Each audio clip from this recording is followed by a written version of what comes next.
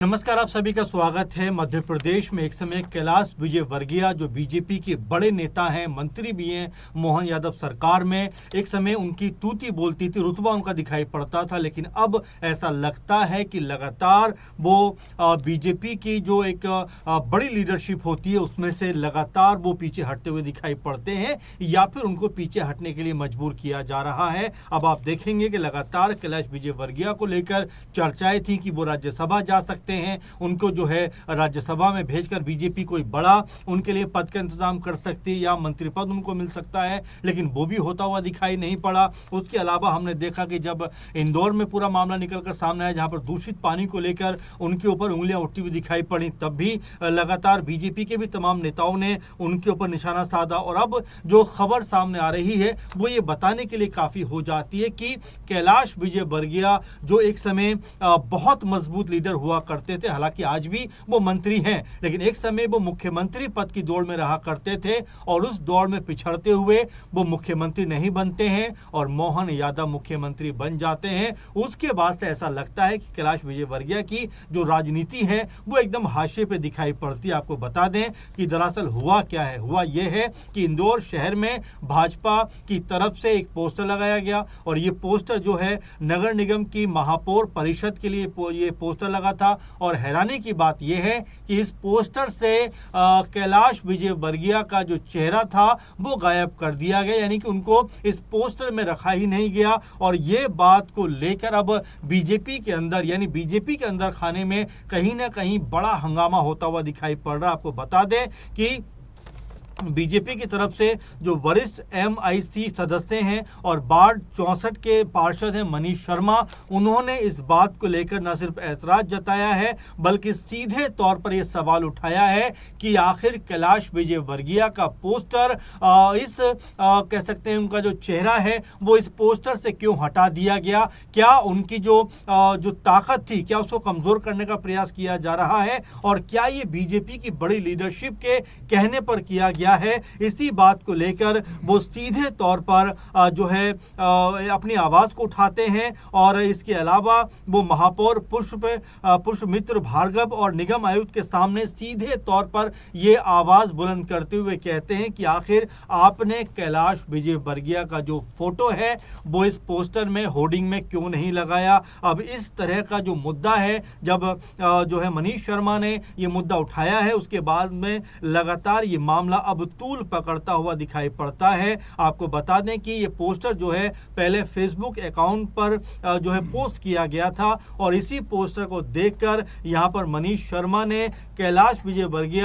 को लेकर इस तरह का कमेंट किया और उसके बाद उनके तमाम समर्थक, यानी कैलाश विजयवर्गीय के जो तमाम समर्थक हैं वो इसका विरोध करते हुए दिखाई पड़े कि आखिर इस पोस्टर में मंत्री जी का फोटो क्यों नहीं है। यानी बीजेपी के अंदर ऐसा लगता है कि क्या अब खेमेबाजी दिखाई पड़ती। अब तक हमने कांग्रेस पार्टी में देखा कि वहां पर लगातार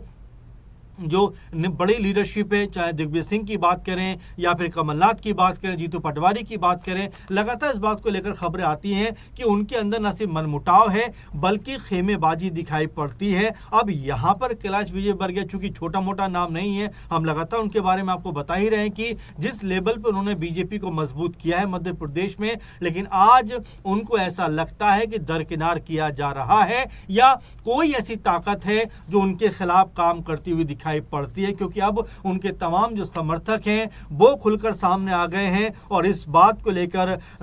निगम आयुक्त से सवाल पूछे जा रहे हैं कि आखिर कैलाश विजयवर्गीय जी का फोटो इस पोस्टर में क्यों नहीं है। आपको बता दें कि महापौर परिषद बैठक में 2 नंबर विधानसभा क्षेत्र से जुड़े अन्य सदस्य भी थे, लेकिन उन्होंने इस मामले पर कुछ नहीं कहा। महापौर परिषद की बैठक लगभग 1.5 घंटे तक चली। बैठक में तमाम चीजों पर चर्चा हुई और इसी बीच में यहां पर मनीष शर्मा ने कैलाश विजयवर्गीय को लेकर यह मुद्दा उठा दिया कि आखिर उनका जो फोटो है वो यहां पर क्यों नजर नहीं आता। कई दफा देखा गया है कि बीजेपी के अंदर खेमेबाजी दिखाई पड़ती है मध्य प्रदेश में, क्योंकि जब शिवराज सिंह चौहान को मुख्यमंत्री नहीं बनाया गया और ऐसा लगा कि अगर शिवराज सिंह चौहान को मुख्यमंत्री नहीं बनाया जा रहा है तो उन्हीं के लगभग बराबर का नेता मुख्यमंत्री बनता हुआ दिखाई पड़ेगा। उस वक्त नाम आया कैलाश विजयवर्गीय का कि उनको जो है मुख्यमंत्री बनाया जा सकता है, क्योंकि किसी अनुभवी लीडर की जरूरत होती है। जब आप मुख्यमंत्री पद की बात करते हो तो ऐसे में कोई नया चेहरा आप नहीं तलाशते हो। यही बात सबको लग रही थी कि कैलाश विजयवर्गीय मुख्यमंत्री बन जाएंगे। उस समय कुछ बयानबाजियां भी हो रही थी, लेकिन जब नाम निकलकर सामने आता है तो वो नाम होता है मोहन यादव का। और तब भी ये कहा गया कि क्या ये कैलाश विजयवर्गीय को लेकर क्या बीजेपी का जो आला कमान है वो खुश नहीं है, बहुत संतुष्ट नहीं है। और जिस तरह की बयानबाजी जो है कैलाश विजयवर्गीय करते हुए नजर आते हैं उसको लेकर भी तमाम तरह के सवाल उठते रहे हैं। उमर सिंगार के बारे में बोलना हो या और तमाम मौके पे बयानबाजी करना हो, अमूमन ऐसा देखा गया है कि कैलाश विजयवर्गीय जो है वो अपने बयानों के जरिए कहीं ना कहीं विवाद खड़ा करते हुए दिखाई पड़ते हैं। एक समय उनके बेटे पर भी बड़ा आरोप लगा था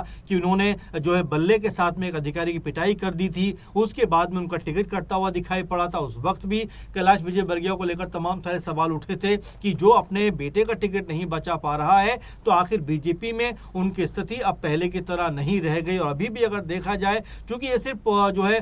जो पोस्टर से फोटो हटने का मामला नहीं है, बल्कि कहीं ना कहीं इस बात का एहसास दिलाना भी है कि आपकी ताकत जो है अब बीजेपी में कितनी बसती है, बीजेपी में कितनी रहती है। और इसी नाते लगातार ये बातें उठ रही हैं कि आखिर इतने बड़े नाम को जो है इस पोस्टर से कैसे हटाया जा सकता है। अब यहाँ पर मनीष शर्मा ने जिस तरह की बात को कहा है उसके बाद बीजेपी के अंदर भी लगातार